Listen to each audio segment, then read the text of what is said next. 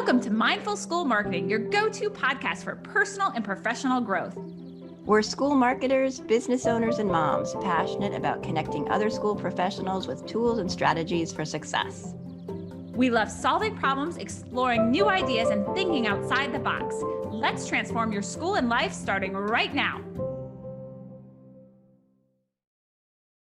Welcome to Mindful School Marketing. I'm Tara Clays. And I'm Aubrey Bursch. Today, we're joined with Brooke Carroll and Liz Dover. Brooke is principal coach and consultant with AC Strategies, focusing on strategies for small school leaders and governors. Liz is the head of Greenmount School in Baltimore. Welcome, Brooke and Liz. Thanks so much for having us. Thank you. Thank you. What a pleasure to be here. Yeah, we're excited. Can you each take turns telling us a little bit more about yourself? Sure, Liz, go ahead. Oh, I was going to say, you go ahead, Brooke, but all right, I'll jump in. My name is Liz. I am the head of school at the Greenmount School here in Baltimore, Maryland. What I love about my school is we are a super small K-8 progressive independent school in the heart of Baltimore City. My past has been pretty varied as well. I've both been an educator in public and independent schools. I'm also a mom of a high schooler, which is just a whole nother realm of life and excitement. And I've just really been a lifelong educator. Even before I was a teacher, I was a camp counselor. And I remember early on, someone asking me what I wanted to do with my life. And I said, I just want to be knee deep in kids. It just is really, it's fabulous. At a small school, I get to do all of that. I'm Brooke Carroll, the principal consultant and coach with AC Strategies. I have a similar background to Liz. I started as a camp counselor and just loved working with kids, got into education, got a degree in educational psychology, and then have worked in all kinds of educational settings since then. I was the head of a small school for 9 years and really loved that work. And for the past 5 years have been doing consulting and coaching with small schools primarily. I'm passionate about small schools. I think small schools are different than larger schools, and there's not enough conversation about the unique nature of small schools. So that's really my mission, to focus on small schools and particularly small school leadership and governance. I'm a governance geek and I love doing that. And I love getting to work with amazing educators like Liz. Liz and I have become friends through our work that we've done around small schools. And so I was just really thrilled to be able to have this conversation with her because she's so awesome. Right back at you. Yay. Oh my gosh. It's so much fun to have you here and to see your friendship grow and blossom through the years. And small schools are so important, right? With their limited resources, they're still expected to pull off the same things as their larger counterparts. So I think you both are fulfilling a key role in that space for sure. Now, today we really wanted to dive into a little bit about boards and maybe small school boards, but in general, boards for independent schools. I mean, they are such a vital part of independent schools, yet we find that so many boards have trouble identifying what to do, what's their role. Can you speak a little bit more to some common challenges that boards are facing? Sure. Yeah. This is the work that I do a lot with my business, as I really work with primarily small school boards. And here's the thing. There is very little in our society that prepares people for governance. When you're engaged in governance, you're not involved in the day-to-day kind of operations. You're not involved in the nitty-gritty of who's doing what. It's bigger picture thinking. It's the visionary. It's thinking about challenges and opportunities. And we just don't practice that in our everyday lives. So board members go on to a school board because they love the school. They're passionate about the school. Oftentimes they're parents, but even if they're community members or local business people, they're passionate about the school and they want to help. They're doers. They want to get in there and really support the school. And so there's this disconnect between wanting to do something and really see results and what actually governance requires and needs is not the actual doing, but the critical thinking and the planning and the visioning and that kind of work. So I find often that there's this disconnect or this challenge in boards where they want to be doing something, but what they actually need to be doing is something they don't really even understand. I don't know, Liz, do you find Yeah. anything? Yeah. Absolutely, both as an administrator of a school working with a board and then also being a board member on other school boards as well. I feel like I feel the full gamut as you have. I would say too, especially in small schools, the challenge is that while we don't want our boards in the day-to-day operations, there are lots of times when we actually need the board to help us with day-to-day operations. And I think Brooke was one who coined this great idea of you need to be in the trenches, but then you need to let them know when they need to soar back up to 30,000 feet, right? And one of the things that I have really learned is in my role as the head of school or director is the clarity of what I need from the board. Another good friend of mine gave a good kind of analogy of the board is the head of the body and the head of school is the neck. And so it's my job to push the board in the direction for visioning and planning and sustainability, but with my knowledge of the day-to-day operations. And that's really hard, as Brooke said. Our board members, thankfully, are doers and movers and shakers. And so the need to be really clear and explicit of what we need them to do and move and when is wonderful and challenging. Yeah, I think what both of you said really hits a chord with me. I'm on a board, and I also, in building websites for and doing branding for nonprofits and schools, I also go in front of boards and interact with them. And I think it is a real challenge to be diplomatic and in knowing what role a board can and should play. And when, as your great analogy is, when they need to come up and soar above everything. What's some advice that you give boards, Brooke, or what advice can you share from your experience on how to manage that diplomatically? It really is a partnership between the head and the board. And that's the other thing that's unique about governance is that you have these people who are in theory the boss, the employer of the head of school or in a nonprofit of an executive director. And yet the head of school knows vastly much more about the organization than their employer does, right? And so there often can be a confusion about who's responsible for what. And so I think really looking at it as a partnership and being super, super clear about expectations and roles and clarity, both in writing and in conversation. I'm a big fan of good fences make good neighbors, good contracts make good board members, so that the board members really have in writing what their expectations are. They want to fulfill those expectations. But I think a lot of schools, particularly small schools that are just trying to keep the wheels on the bus, don't take the time to write the board handbooks that need to be written, to write the board contracts, those kinds of things.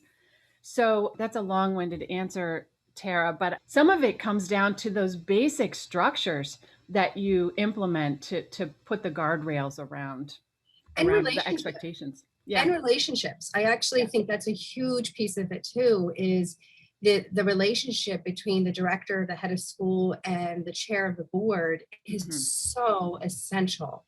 And not best friends kind of relationship, but really respecting each other and the work that they're doing. I've been through a couple of board chairs in my tenure here, and it's always started with a sit down off campus, a nice dinner somewhere, glass of wine sometimes helps a little bit too. But just get to know each other, right? And how do you operate? What is the way that you like to communicate? When you feel stressed, what do you do, right? Just so you can learn to read each other, because the board also needs to know that the head of school and the board chair have a very good relationship too, because I think that then trickles into the relationships that the head of school can have with the board as well. And I've just found that really important to take that time to build that relationship as best as I can. I actually just created a worksheet around communication clarity between the head and the board to help new board chairs, typically, because heads can go through several board chairs in their tenure, and to help with that relationship and just to provide the prompts for those kinds of conversations. Because I think, Liz, that's an excellent practice that you've implemented, but not all heads know to implement that, or if it's a new head. So I came up with a worksheet that has those prompts that folks can use. Yeah, in our conversations with a couple of our guests, we've talked about, because we talk about mindfulness and a holistic approach to anything. One of the things that we've really enjoyed talking about is understanding each other's personality types when you work with a team.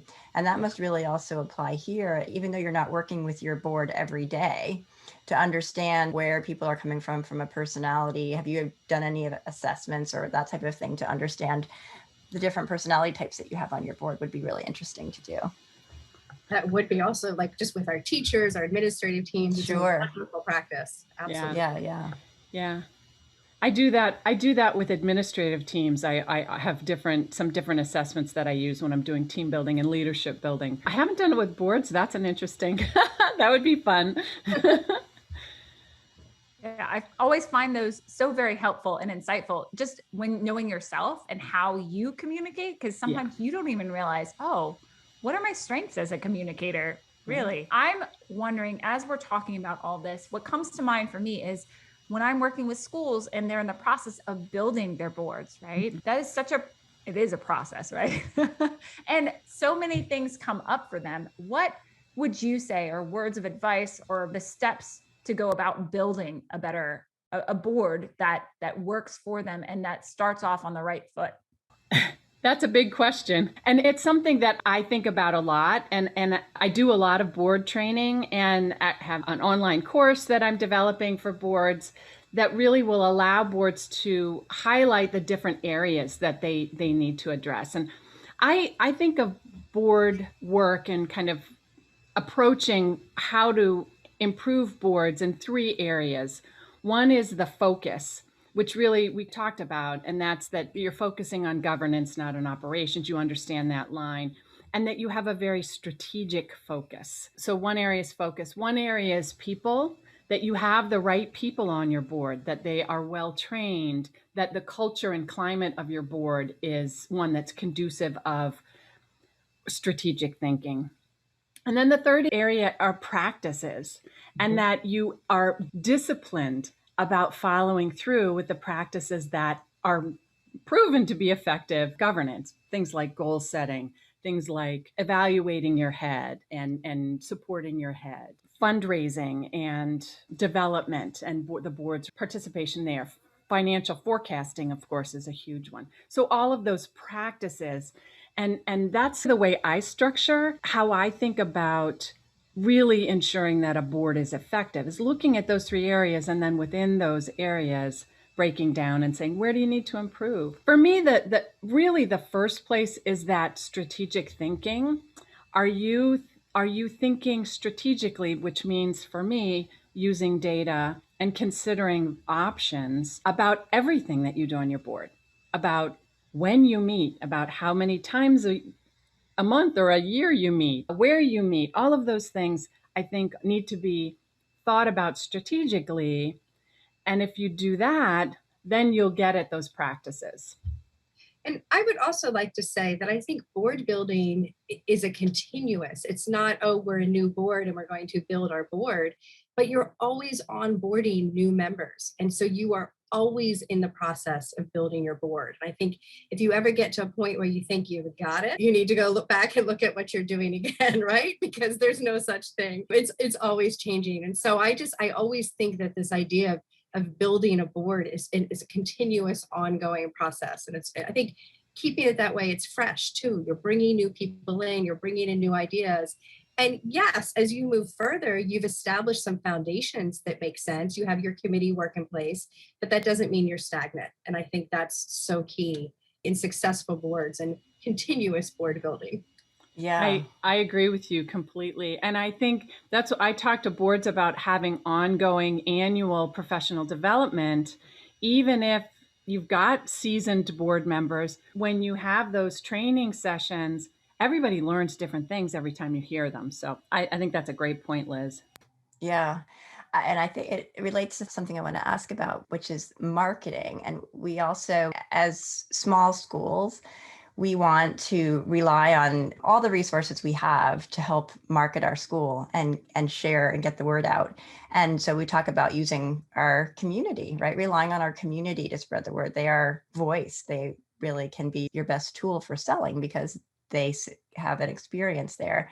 And I wonder also about the role that the board plays in that process for you. I know in the board that I'm on, we definitely are called upon to share on social media, to share in our network, but also related to what you were just talking about in terms of board recruitment is part of marketing your school for prospective families, prospective students, is also reflecting on how you market yourself to potential board members and what makes them want to become a member of your board. So can you talk a little bit about that process and how your board is involved in marketing your school? Yeah, they're integral to marketing our school, 100%. Our board is a little different than maybe some others, and that it is the majority of parents who are on our board. Our school is a parent cooperative. So what that means is that our families actually give time to the school as part of their contract. They help us with admissions and with IT and substitute teaching, you name it. They really are an integral part of what we do.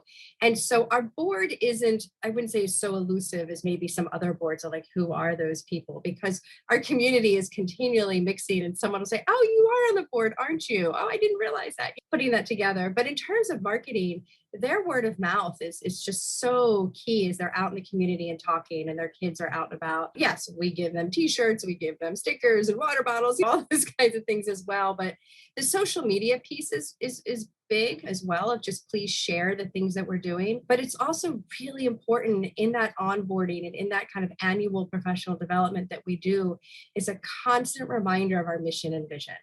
Right? That is something that every board member should have and know at every time that they're speaking to someone about the school. And certainly trying to remember to separate the board hat and parent hat sometimes is a little difficult when we're trying to do some of those marketing pieces or having them sell the school. They have to remember that they're representing both, but really tuning in on who we are as a school, what is our mission, what is our vision, so that they can just easy and seamlessly, it's almost like the elevator talk, right? To be able to talk about our school, what our core values are. And I've just found that to be really that most useful and helpful way to be able to market, is making sure everybody has, the right idea of the mission and vision, the right idea of what to say. I agree with you completely.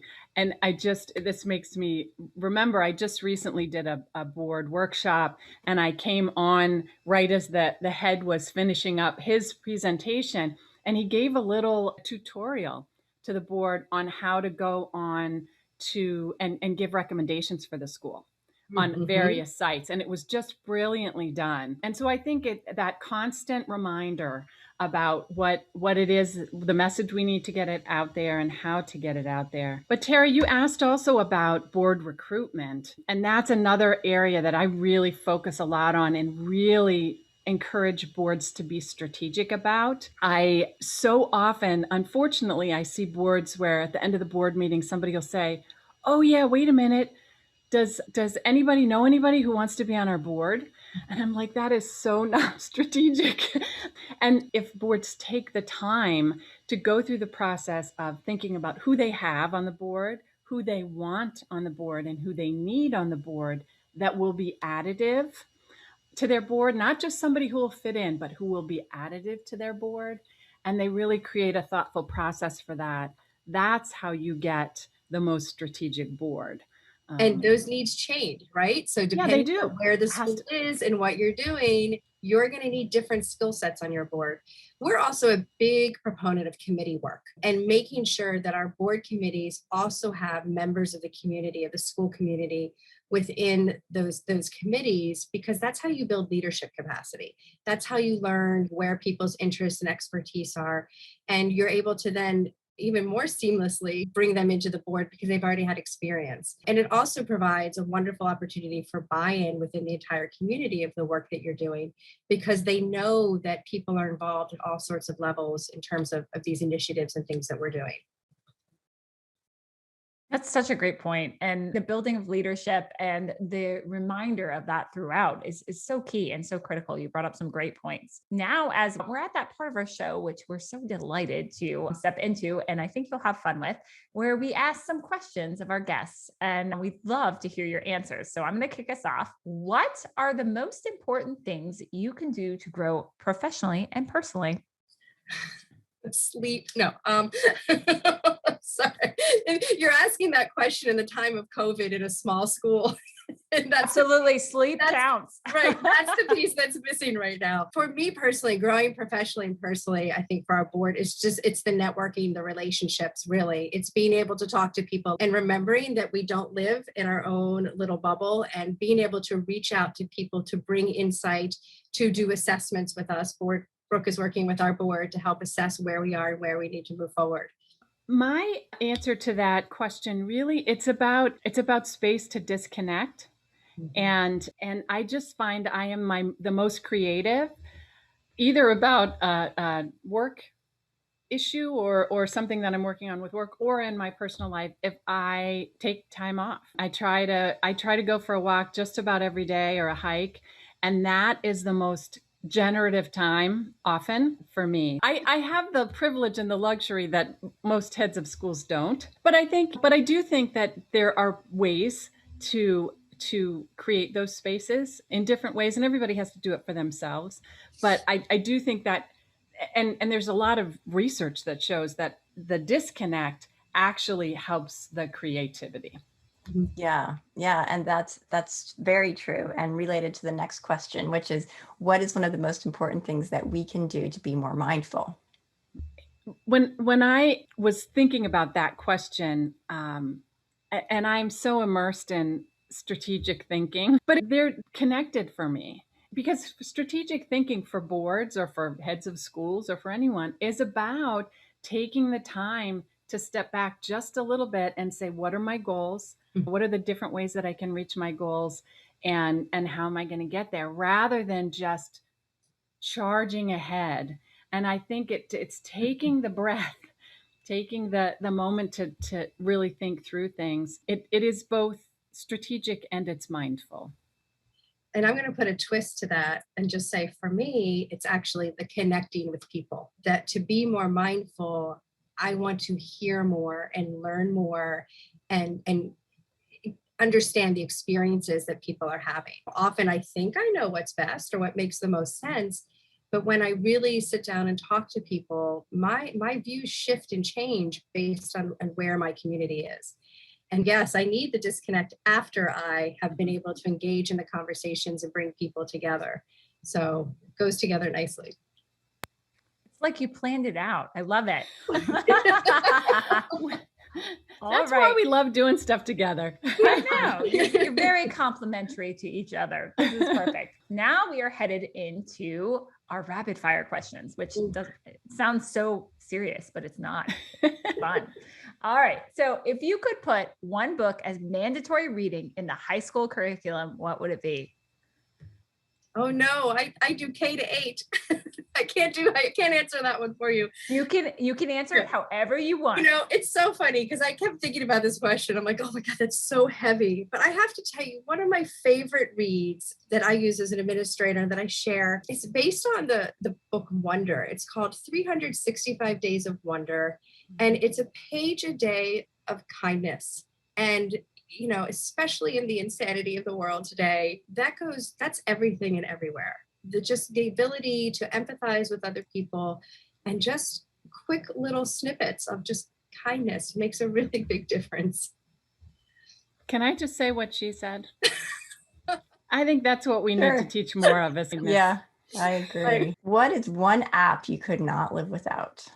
My calendar. Yeah, it's my calendar.